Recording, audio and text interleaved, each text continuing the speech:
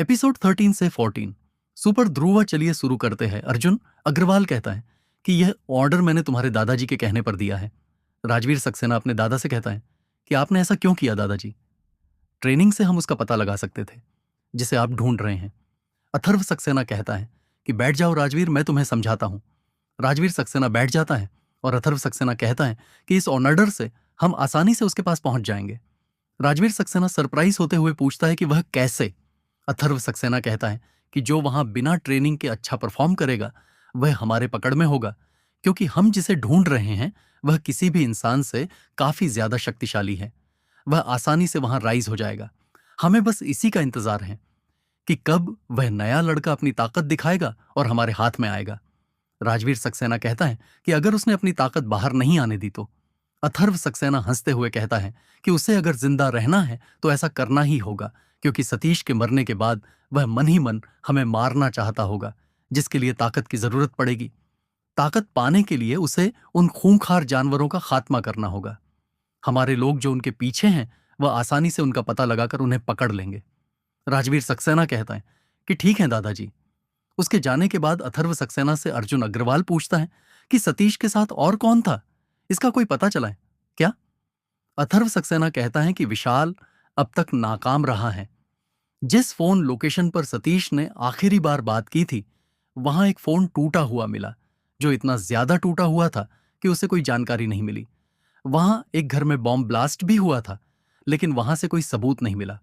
अथर्व सक्सेना की बात सुनकर अर्जुन अग्रवाल थोड़ी देर तक सोचने के बाद कहता है कि आसपास के लोगों ने कुछ नहीं बताया क्या? अथर्व सक्सेना कहता है कि आसपास कोई नहीं रहता था। वह पूरा का पूरा इलाका खाली था, इसलिए हमें धरती पर उस बच्चे के कोई सबूत नहीं मिले। अब पीएसएक्स ही एक आशा है उस बच्चे तक पहुंचने का, इसलिए हमें ट्रेनिंग की रोकना पड़ा। लेकिन हमारे लोगों को कहो कि उनके ऊपर नजर रखे जो इस साल आए हैं। पीएसएक्स के साथ साथ धरती पर भी उनके ऊपर नजर रखो। राजवीर कहता है कि मैं समझ गया दादाजी। राजवीर सक्सेना वहां से चला जाता है और बाकी दोनों अपने आप में बिजी हो जाते हैं। दूसरी तरफ ध्रुव जब डॉक्टर संजीव के घर में घुसता है तो डॉक्टर संजीव सरप्राइज होते हुए ध्रुव से पूछते हैं कि तुम इतनी जल्दी वापस कैसे आ गए? अभी तो तुम्हारी ट्रेनिंग चलनी चाहिए थी। ध्रुव कहता है कि ट्रेनिंग कैंसिल हो गया। डॉक्टर संजीव कहते हैं कि ऐसा कैसे हो सकता है? ध्रुव कहता है कि प्रेसिडेंट ने ट्रेनिंग कैंसिल कर दिया। डॉक्टर संजीव यह सुनकर थोड़ी देर सोचते हैं और कहते हैं कि यह जरूर उनका कोई प्लान है। ध्रुव कहता है कि आपको ऐसा क्यों लगता है कि यह उनका प्लान है? डॉक्टर संजीव कहते हैं कि शायद वे लोग ऐसा समझते हैं कि तुम काफी ताकतवर हो और बिना ट्रेनिंग के भी तुम उनके बीच से राइज कर सकते हो। अगर ऐसा हुआ तो वे तुम्हें आसानी से पकड़ लेंगे। ध्रुव कंफ्यूज होते हुए कहता है कि आप साफ साफ बताइए। डॉक्टर संजीव कहते हैं कि देखो ध्रुव, वे लोग ही नहीं बल्कि पूरा धरती सिर्फ तुम्हें ढूंढ रहा है। हो सकता है कि उन लोगों ने हर नए इंसान के पीछे किसी को लगा रखा हो। ध्रुव चौंकते हुए कहता है कि आपके मुताबिक मुझे कोई फॉलो कर रहा है। डॉक्टर संजीव कहते हैं कि 99% चांस है कि तुम्हें कोई फॉलो कर रहा है। ध्रुव घबराते हुए कहता है कि तो आपके हिसाब से अब मुझे क्या करना चाहिए? डॉक्टर संजीव कहते हैं कि अपने आप को वहां लो प्रोफाइल रखना, कुछ भी हो जाए लेकिन अपनी ताकत का जलवा मत दिखाना। ध्रुव हंसते हुए कहता है कि मेरे अंदर कोई ताकत होगी तब ना मैं जलवा दिखाऊंगा। ध्रुव आगे कहता है कि मुझे आपसे कुछ और भी जानना है। डॉक्टर संजीव कहते हैं कि क्या? ध्रुव कहता है कि मेरे बाएं हाथ की हथेली पर जो चीजें लिखी हुई हैं वह बाकी इंसानों के मुकाबले अजीब हैं। डॉक्टर संजीव पूछते हैं कि जैसे? ध्रुव कहता है कि मेरे उम्र के आगे एक डैश लगा हुआ है, उसके बाद मेरा टाइप नॉन एलिमेंटल है। इसका क्या मतलब है? डॉक्टर संजीव कहते हैं कि नॉन एलिमेंटल टाइप का तो पता नहीं, लेकिन तुम्हारी उम्र शैडो निंजा जैसी है। वहां जो कोई भी पैदा होता है उनकी उम्र का कोई अंत नहीं होता। ध्रुव कंफ्यूज होते हुए कहता है कि आपका मतलब है कि मैं अमर हूं? डॉक्टर संजीव कहते हैं कि कुछ ऐसा ही समझ लो, लेकिन मौत हो सकती है अगर किसी ने तुम्हें मार दिया तो। ध्रुव कहता है कि आपका मतलब है कि मेरी उम्र की कोई सीमा नहीं है, लेकिन मारने पर मैं मर सकता हूं। डॉक्टर संजीव कहते हैं कि बिल्कुल। ध्रुव कहता है कि इसके अलावा मेरी हथेली पर सबसे ऊपर वैम्पायर गॉड लिखा है।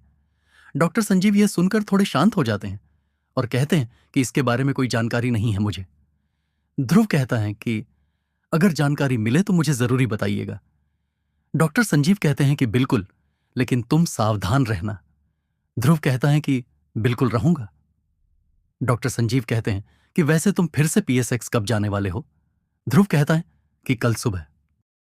डॉक्टर संजीव कहते हैं कि इतनी जल्दी? ध्रुव कहता है कि मैंने कि दोस्त बनाया है और वह मुझे एक टीम में जगह दिलवाने वाला है, इसलिए कल ही जाना होगा।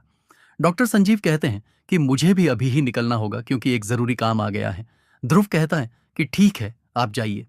डॉक्टर संजीव कहते हैं कि मैं अगले कुछ महीने तक तुमसे मिल नहीं पाऊंगा। ध्रुव कहता है कि कोई बड़ा काम है क्या? डॉक्टर संजीव कहते हैं कि सरकार का एक बहुत बड़ा प्रोजेक्ट है जिसे मैं लीड कर रहा हूं। ध्रुव कहता है कि ठीक है अंकल, हम कई महीने बाद ही मिलेंगे। डॉक्टर संजीव कहते हैं कि मैं तुम्हें कुछ देना चाहता हूं। डॉक्टर संजीव एक खंजर निकालकर ध्रुव को देते हुए कहते हैं कि यह एक्स, ये जेड एलॉय से बना हुआ खंजर है जो तुम्हें वहां काफी मदद करेगा। ध्रुव उसे लेते हुए कहता है कि थैंक्स। डॉक्टर संजीव कहते हैं कि अपना ध्यान रखना। इतना कहने के बाद वे वहां से निकल जाते हैं। ध्रुव उस खंजर को उसके कवर से निकालते हुए देखने लगता है। उस खंजर पर काफी सारे पैटर्न बने हुए थे और वह लगभग 8 इंच का था। वह हल्का सा कर्व था और उसके एक तरफ एक कमाल का धार था। ध्रुव जब उसे हवा में लहराता है तो उसे साएं साएं की आवाज सुनाई दे रही थी। ध्रुव अपने आप से कहता है कि यह काफी ज्यादा खतरनाक है। ध्रुव अभी यह सब सोच ही रहा था कि उसके नए फोन, जिसे डॉक्टर संजीव ने उसे दिया था, एक कॉल आने लगता है। ध्रुव जब कॉल उठाता है तो उसके सामने अनिकेत का होलोग्राम आ जाता है। ध्रुव सरप्राइज होते हुए कहता है कि तुम्हारे पास मेरा नंबर कैसे आया? अनिकेत कहता है कि भूल गए, ट्रेन में बताया तो था। ध्रुव कहता है कि हाँ भाई, याद आया। अनिकेत कहता है कि कल तुम अपने साथ कौन सा हथियार लाने वाले हो? ध्रुव कहता है कि मेरे पास बस एक खंजर है भाई। अनिकेत कहता है कि ऐसी बात है क्या? ध्रुव हाँ में अपना सर हिलाता है। अनिकेत कहता है कि मैंने अपने दोस्त से बात की है, वह तुम्हें भी अपनी टीम में रखेगा। ध्रुव कहता है कि थैंक्स भाई। अनिकेत कहता है कि उसकी शर्त है कि तुम्हारे पास XYZ एलॉय का कोई हथियार होना चाहिए ताकि तुम उनके साथ टिक सको। ध्रुव कहता है कि चिंता मत करो, मेरा खंजर XYZ एलॉय से ही बना हुआ है। अनिकेत एक लंबी सांस लेते हुए कहता है कि चलो अच्छा हुआ, कल सुबह कैफेटेरिया में मिलेंगे। ध्रुव कहता है कि बिल्कुल भाई। अगली सुबह ध्रुव कैफेटेरिया में पहुंचता है जहां अनिकेत पहले से ही मौजूद था। ध्रुव को देखते हुए वह कहता है कि चलो यार, मैं तुम्हारा ही इंतजार कर रहा था। ध्रुव उससे पूछता है कि आयुष नहीं दिख रहा है। अनिकेत कहता है कि बच्चा इतना जोश में आ गया था कि रात को भी भाग गया। ध्रुव यह सुनकर हंसते हुए कहता है कि क्या बात कर रहे हो? अनिकेत भी कहता है कि बिल्कुल यार, मुझे कॉल किया और ट्रांसपोर्टेशन ट्रेन में बैठकर निकल गया। ध्रुव कहता है कि वाकई काफी जोश में रहा होगा। अनिकेत एक बड़ा सा बैग उठाता है और ध्रुव के साथ चलने लगता है। ध्रुव उसके बैग को देखते हुए कहता है कि इसमें क्या है भाई? अनिकेत कहता है कि चलो ट्रेन में दिखाता हूं। उसके बाद दोनों ट्रेन में बैठते हैं और निकल जाते हैं पीएसएक्स की तरफ। ट्रेन में बैठते ही अनिकेत अपना बैग अपने गोद में रखते हुए कहता है कि देखो यार, मैं काफी हथियार लाया हूं। ध्रुव जब उसके बैग में देखता है तो कहता है कि पूरा का पूरा हथियारों की फैक्ट्री उठा लाए हो क्या? अनिकेत कहता है कि मॉम डैड की पुराने हथियार हैं, स्टोर रूम में जितना काम का मिला सब उठा लाया। ध्रुव कहता है कि डिफेक्टिव पीस भी ले आए हो क्या? अनिकेत कहता है कि बिल्कुल नहीं, एक एक हथियार चेक करके लाया हूं। सारे के सारे हथियार एक्सवाइजस एलॉय के बने हुए हैं। ध्रुव शौक होते हुए पूछता है कि सच में सारे हथियार एक्सवाइजेड एलॉय के बने हुए हैं? अनिकेत कहता है कि बिल्कुल। ध्रुव कहता है कि ये तो काफी महंगे होते हैं भाई। अनिकेत कहता है कि पहले ये सस्ता था जब मेरे मॉम डैड ने खरीदा था। ध्रुव कहता है कि कमाल है। अनिकेत कहता है कि तुमने अपना खंजर दिखाया नहीं। ध्रुव अपना खंजर निकालकर अनिकेत को दे देता है। अनिकेत उसे हर तरफ से देखते हुए कहता है कि मस्त है यार। ध्रुव कहता है कि थैंक्स। उसके बाद वह ध्रुव को उसका खंजर वापस दे देता है। जब ध्रुव और अनिकेत अपना सफर पूरा करके वापस पीएसएक्स पहुंचते हैं तो शाम हो चुकी थी। अनिकेत जल्दी से अपना हथियार वाला बैग लेता है और ध्रुव को कहता है कि जल्दी चलो यार, वरना वह भाग जाएगा। ध्रुव उसके पीछे पीछे चलते हुए कहता है कि कौन भाग जाएगा? अनिकेत कहता है कि उस गैंग का लीडर, उसने कहा था कि आज रात से पहले आने के लिए, कुछ ही देर में रात हो जाएगी। ध्रुव और अनिकेत दोनों बीच वाले दीवार के पास पहुंच जाते हैं जो ग्रेड बी और ग्रेड सी को अलग करती थी। वहां पहुंचने के बाद एक घर की तरफ इशारा करते हुए कहता है कि हमें वहां जाना है। वह घर जिसकी तरफ अनिकेत इशारा कर रहा था वह ग्रेड सी का सबसे बड़ा घर था। जब दोनों वहां पहुंचते हैं तो इस घर के बाहर दो लोग खड़े थे। अनिकेत और ध्रुव को देखते ही वे लोग कहते हैं कि कौन हो तुम लोग और यहां क्यों भटक रहे हो? अनिकेत कहता है कि साकेत से मिलना था। उन दो लोगों में से एक कहता है कि इज्जत से नाम ले उनका, साकेत नहीं साकेत भाई बोल। अनिकेत कहता है कि हाँ, साकेत भाई से मिलना है। वह लड़का कहता है कि साकेत भाई बिजी हैं, वे तुमसे नहीं मिलेंगे। अनिकेत चिल्लाते हुए कहता है कि हम आ गए हैं साकेत। वे दोनों लोग अनिकेत के करीब आने लगते हैं। तभी बाहर का शोरगुल सुनकर इस घर में रहने वाला लड़का बाहर निकल कर आता है और कहता है कि क्या हो रहा है यहां। उस लड़के को देखकर ध्रुव शॉक हो गया था। उस घर से निकले हुए आदमी को देखकर दोनों लड़के ध्रुव और अनिकेत की तरफ इशारा करते हुए कहते हैं कि ये दोनों यहां बेमतलब के सीन क्रिएट कर रहे हैं। अनिकेत बचाव करते हुए कहता है कि ऐसा नहीं है साकेत, दरअसल तुमने ही हमें बुलाया था ना। साकेत दोनों की बातों को नजरअंदाज करते हुए ध्रुव और अनिकेत की तरफ बढ़ने लगता है। साकेत अनिकेत के पास आता है लेकिन रुकता नहीं है और आगे बढ़ते हुए ध्रुव के पास आकर रुक जाता है, इससे पहले कि वहां कोई कुछ समझ पाता कि क्या हो रहा है। साकेत नाम का वह लड़का ध्रुव को गले लगाते हुए कहता है कि कैसे हो तुम फ्रूट। ध्रुव को साकेत ने इतने जोर से गले लगाया था कि ध्रुव को ठीक से सांस भी नहीं आ रही थी। ध्रुव काफी मुश्किल के बाद कहता है कि अब गले लग के ही मार डालेगा क्या। यह नजारा देखकर वहां मौजूद सारे लोग शॉक में थे। सबसे ज्यादा शॉक में अनिकेत था। उसे तो समझ में ही नहीं आ रहा था कि यह सब हो क्या रहा है। ध्रुव को छोड़ने के बाद साकेत कहता है कि फ्रूट काफी सालों बाद मिले हो। ध्रुव कहता है कि मेरा नाम फ्रूट नहीं ध्रुव है। अब तक तेरी यह गलत नाम बोलने की आदत गई नहीं है क्या। साकेत कहता है कि हाँ यार, सही कह रहा है तू, अब तक आदत गई नहीं है, डॉक्टर को भी दिखाया। वह साला कहता है कि ऐसी कोई बीमारी होती ही नहीं है, यह सब बस मेरे दिमाग का वहम है। साकेत उन दो लड़कों की तरफ देखते हुए किसी एक से कहता है कि बुसार जाओ और रवि को बुलाकर लाओ। उन दो लड़कों में से एक कहता है कि बुसार नहीं भाई, तुषार नाम है मेरा। साकेत कहता है कि ठीक है, जो कुछ भी नाम है यार तुम्हारा, जाओ और रवि को बुलाकर लाओ। वह लड़का वहां से चला जाता है। अनिकेत ध्रुव और साकेत की तरफ देखते हुए कहता है कि तुम दोनों एक दूसरे को जानते हो। ध्रुव कहता है कि हम बचपन के दोस्त हैं, स्कूल में साथ थे। तभी वहां एक और लड़का आता है जो देखने में नींद में लग रहा था। वह आते ही कहता है कि क्या हुआ यार, साकेत सोने भी नहीं देते हो चैन से। साकेत रवि के मुंह को ध्रुव की तरफ घुमा देता है। ध्रुव को देखते हुए रवि सरप्राइज वाला लुक देते हुए कहता है कि मैं कोई सपना देख रहा हूं क्या, अपना ध्रुव नजर आ रहा है मुझे। साकेत उसके गाल कर एक हल्का थप्पड़ मारता है और रवि होश में आ जाता है। वह भी ध्रुव को गले लगाते हुए कहता है कि तुमसे दूसरी दुनिया में मिलने की उम्मीद नहीं की थी। ध्रुव कहता है कि मैंने भी उम्मीद नहीं की थी यार। साकेत कहता है कि अच्छा हुआ तुम यहां आए और हमसे मिल गए, वरना जिंदगी बहुत वहियात तरीके से गुजरती यहां। ध्रुव कहता है कि बिल्कुल। साकेत उन दोनों लड़कों की तरफ इशारा करते हुए कहता है कि यह है बुसार, मेरा मतलब है तुषार। उसके बाद वह दूसरे लड़के की तरफ इशारा करते हुए कहता है कि यह है जिन्नत। ध्रुव कंफ्यूज होते हुए कहता है क्या जिन्नत। वह लड़का यह सुनकर कहता है कि जिन्नत नहीं भाई, हिम्मत। साकेत कहता है कि हाँ सॉरी, इसका नाम हिम्मत है। ध्रुव कहता है कि तुम्हारे गैंग में सिर्फ 4 ही लोग हैं। साकेत कहता है कि एक और है, अपना पहलवान जीरा। ध्रुव फिर से कंफ्यूज होते हुए कहता है कि जीरा। रवि साकेत को चुप कराते हुए कहता है कि तू चुप ही रह।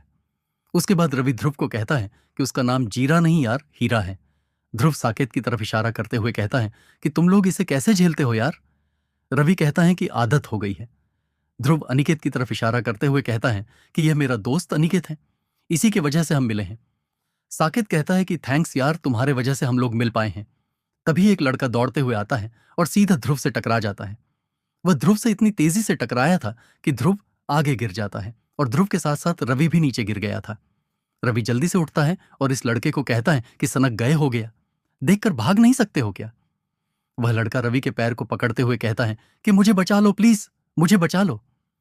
इससे पहले कि रवि कुछ कह पाता, एक तेज आवाज में वह जगह गूंज जाती है, तुझे मुझसे कोई भी नहीं बचा सकता है। सारे लोग जब उस दिशा में देखते हैं तो एक खूबसूरत लड़की जिसके पीछे 10-12 और लड़के और लड़कियां चल रहे थे, उस लड़के की तरफ बढ़ रही थी। उस लड़की को देखकर वहां मौजूद सारे लोग रास्ता खाली कर रहे थे। साकेत और रवि भी पीछे हट जाते हैं। ध्रुव उन लोगों में से एक लड़की को पहचान लेता है जो शालिनी अरोड़ा थी, इसलिए वह थोड़ा पीछे जाकर यह नजारा देखने लगता है। ध्रुव की नजर इस आवाज वाली लड़की पर जाकर रुक गई थी। उस लड़की को देखकर ध्रुव के मुंह से एक ही लाइन निकलता है, कितनी खूबसूरत है, बिल्कुल आसमान से उतरी किसी परी की तरह। ध्रुव के अंदर उस लड़की को देखकर क्या हो रहा था ये उसे भी समझ में नहीं आ रहा था। उसे पता ही नहीं चल पा रहा था कि उसके अंदर कैसी भावनाएं उठ रही हैं। वह लड़की आकर सीधे इस लड़के के पास रुकती है। उसके पीछे चल रहे दो लड़के इसके दोनों हाथों को पकड़ लेते हैं। वह लड़का चिल्लाए जा रहा था, मुझे माफ कर दो, मुझसे गलती हो गई। एक तीसरा लड़का उसका मुंह खोलता है और इसके जीभ को खींचकर जितना निकल सकता था उतना निकाल देता है। वह लड़की एक कुनाई निकालते हुए कहती है कि तू मेरे साथ रात बिताएगा। तेरी यह सोचने तक की हिम्मत कैसे हुई? वह लड़का कुछ कहना तो चाह रहा था, लेकिन कुछ कह नहीं पा रहा था। वह लड़की कुनाई से उसके जीभ को काटकर अलग कर देती है। उसके मुंह से फव्वारे की तरह खून निकलने लगता है। उसके बाद वह लड़की उसे छोड़ देती है और कहती है कि आज के बाद तू कुछ भी बोल नहीं पाएगा। उसके बाद वह लड़की अपने लोगों के साथ वहां से चली जाती है। उस लड़की के इस हरकत को देखकर ध्रुव के अंदर उमड़ रही सारी भावनाएं अचानक गायब हो गई थी, जैसे वह किसी सपने से अचानक बाहर आ गया हो। ध्रुव के मुंह से अचानक निकलता है कि कितनी खतरनाक लड़की है, जैसे नर्क से निकली हो। उस लड़की के जाते ही ध्रुव देखता है कि सारे लोग अपने घुटनों पर बैठने लगे थे। ये नजारा देखकर ध्रुव शॉक हो गया था कि आखिर सारे लोग ऐसा क्यों कर रहे हैं। हिम्मत अनिकेत और ध्रुव से कहता है कि अपने घुटनों पर आ जाओ, वरना पहले दिन ही यहां जान से मारे जाओगे।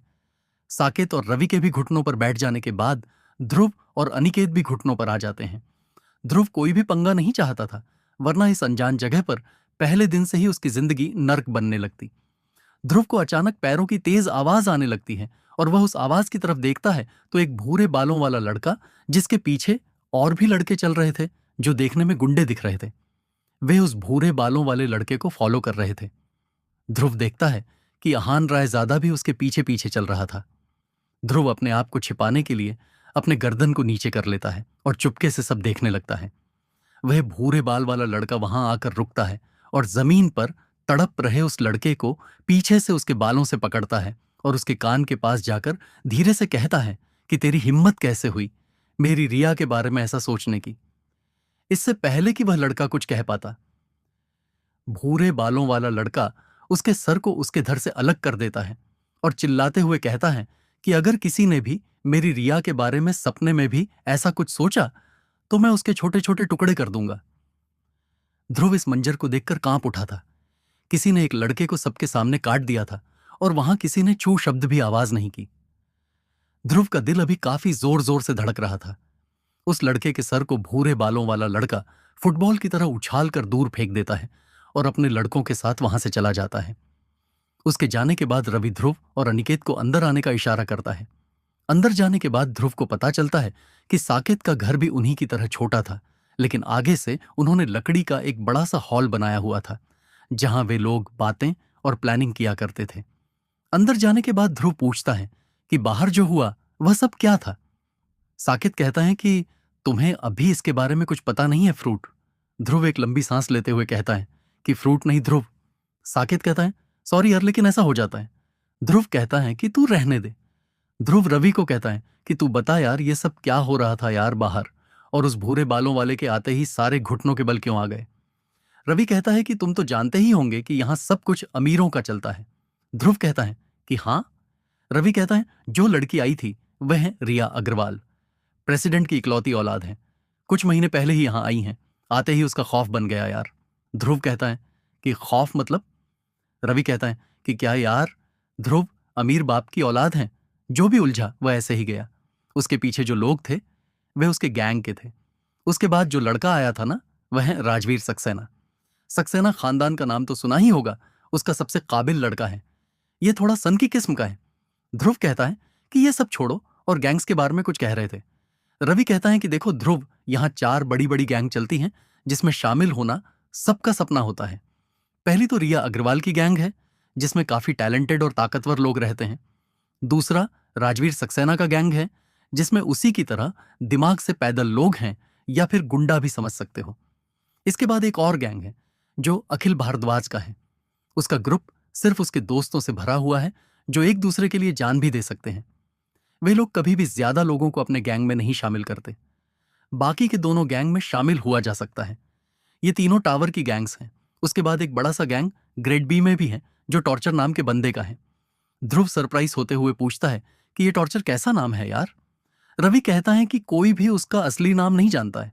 उसके गैंग में ऐसे लोग हैं जो टावर के गैंग में शामिल होने की चाहता रखते हैं, या फिर ऐसे लोग जो अमीर तो हैं लेकिन टावर में जाने की औकात नहीं है। हमारे गैंग के लोग भी टॉर्चर के गैंग में भाग जाते हैं। ध्रुव कहता है कि एक बताओ यार, वह राजवीर सक्सेना जो था, वहां मेरी रिया क्यों कर रहा था?